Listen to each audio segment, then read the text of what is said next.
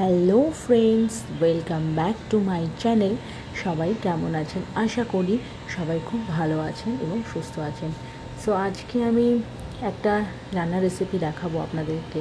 আজকে রবিবার, তো এই দেখুন আমার বাড়ির পিছনে আমি এই একটা জলের যে জারগুলো আছে ওর মধ্যে গাছগুলো লাগিয়েছি, তা ভালোভাবে শেয়ার করি। তো এখানে আমি মাংস নিয়ে নিলাম, 250 গ্রামের মতো মাংস নিয়েছি। সো আর আমি একটু লঙ্কার গুঁড়ো ছুড়ো এগুলো একটু অ্যাভয়েড করি, আমি এখন নর্মালি করব। তো এখানে দই দিয়ে দিচ্ছি, আমি এখানে 1.5 চামচের মতন দই দিয়ে দিচ্ছি। দইটা জল ঝরিয়েও দিতে পারেন, কিন্তু আমি জল ঝরিয়ে দিইনি, আমি নর্মালি দিয়েছি। আর দেব নুনটা আমি একবারেই দেবো, কেন কি বারবার আর দিতে হবে না তাহলে।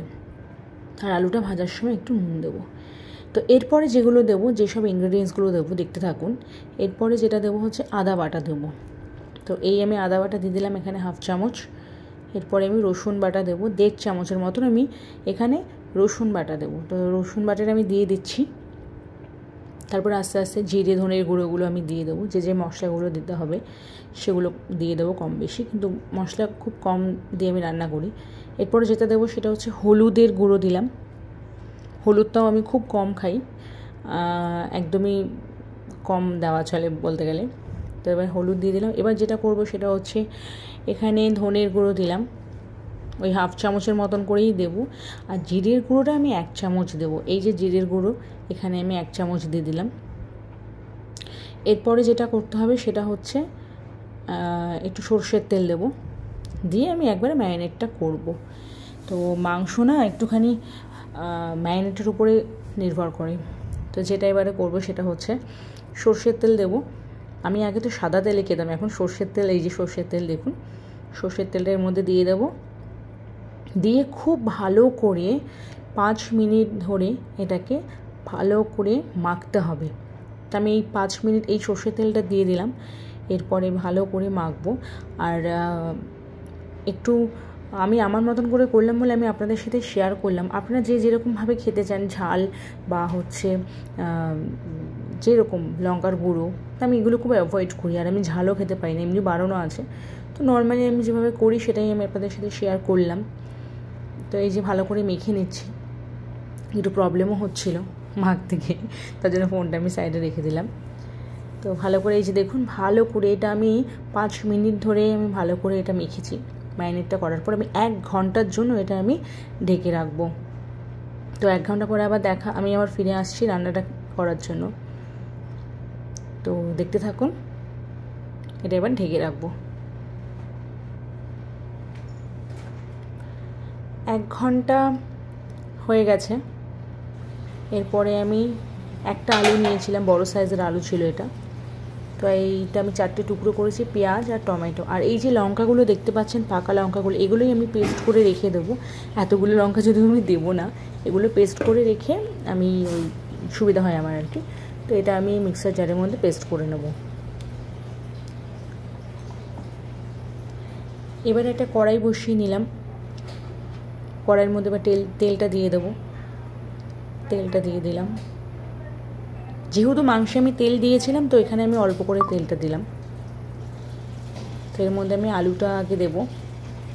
আলুর মধ্যে হালকা নুন দেবো, হলুদ দেবো।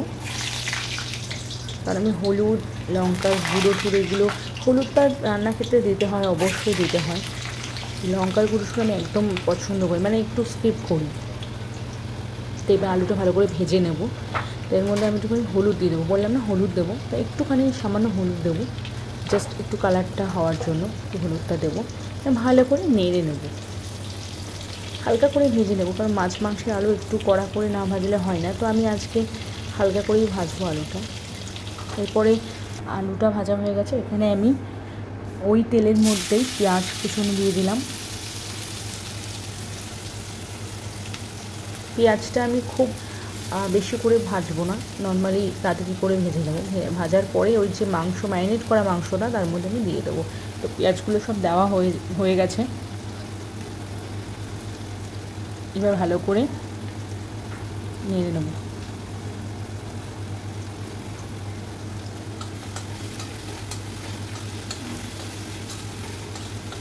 মোটামুটি লাল লাল হওয়া পর্যন্ত একটু ভাজতে হবে পেঁয়াজগুলোকে। তো লাল লাল হতে যতক্ষণ লাগছে আর কি। এরপরে কী করবো, ম্যারিনেট করা মাংসটা আমি এর মধ্যে দিয়ে দেবো। আর টমেটোটা আমি হাফ দিয়েছি এই কারণেই, যেহেতু আমি 1.5 চামচ টক দই দিয়েছি, যার ফলে আমি টমেটোটা হাফ দিয়েছি। আর টমেটোও একটু কম দিই। ম্যাক্সিমাম একটু রুটি টাইপসের রান্না করি, কিন্তু আজকে একটু মশলা করে করলাম। স্পাইসিভাবে করতে পারি, কিন্তু আমার হাজব্যান্ড আবার স্পাইসিটা খুব ভালোবাসে, যাতে আমি এটা ভালো করে এটাকে নেড়ে নেব। খুব ভালো করে আস্তে আস্তে গ্যাসটাকে লো ফ্লেমে রেখে আমি আস্তে আস্তে এটাকে কষিয়ে নেব। তারপরে টমেটো দিয়ে দিচ্ছি, আর ভেজে রাখা আলুটাও আমি দিয়ে দিচ্ছি। কেন কি আলুটা এই মুহূর্তে দিয়ে দিলে না সেদ্ধটা খুব ভালো হয়ে যাবে, আর এমনিও আলুটা খুব ভালো আলু, তারপরে সেদ্ধ হয়ে যায়। তারপরে এখানে যে লঙ্কা যে পেস্ট করে রেখেছিলাম তার মধ্যে একটুখানি লঙ্কা যেটা ছিল 1 চামচের মতন, সেই লঙ্কাটাও আমি এর মধ্যে দিয়ে দেবো। সমস্ত কিছু আইটেম আমি দিয়ে আমি হালকা করে রেখে ধিমি আছে আমি এটাকে মোটামুটি কষিয়ে নেব। তারপরে জল গরম করে এটা দিয়ে দেবো। তো প্লিজ ভিডিওটা দেখতে থাকুন, সাথে থাকুন, আর অবশ্যই কিন্তু ভালো লাগলে লাইক করবেন, আর ভিডিওটা পুরো দেখার অনুরোধ কিন্তু আপনাদের অবশ্যই রইল। তো দেখতে থাকুন।